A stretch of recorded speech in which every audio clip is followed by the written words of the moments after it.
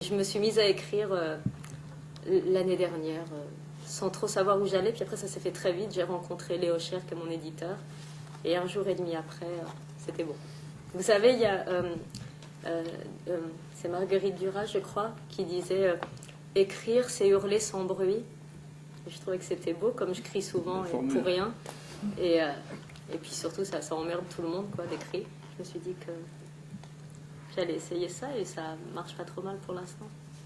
Mon attaché de presse qui m'a dit il y a un monsieur qui avait l'air très emballé, très bien, qui m'a appelé, qui a beaucoup aimé ton roman, est-ce que tu veux le rencontrer? Alors moi j'ai dit bien sûr. Pour le théâtre, je me rendais vraiment pas compte, je me disais oui, pour le théâtre c'est bizarre et tout. On s'est rencontrés je crois une semaine après.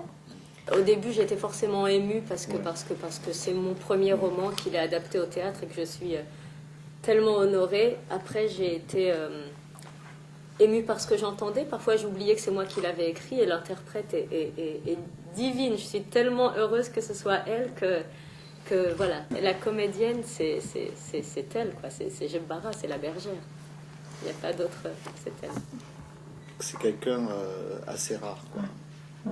Elle a quelque chose de plus, quoi. Je crois que si j'avais dû raconter mon enfance, qui est une espèce de petite maison dans la prairie au bord de la mer, ça aurait intéressé pas grand monde, ça a déjà été fait, et puis voilà. On trouve ça, je trouve, dans votre écriture, c'est-à-dire qu'à la fois c'est très direct, c'est très rapide, c'est une rythmique très actuelle, très contemporaine, mais en fait non, c'est-à-dire qu'il y a la symbolique, la poésie, il y a l'élocution, il y a les renversements de formules, il y a les inventions littéraires.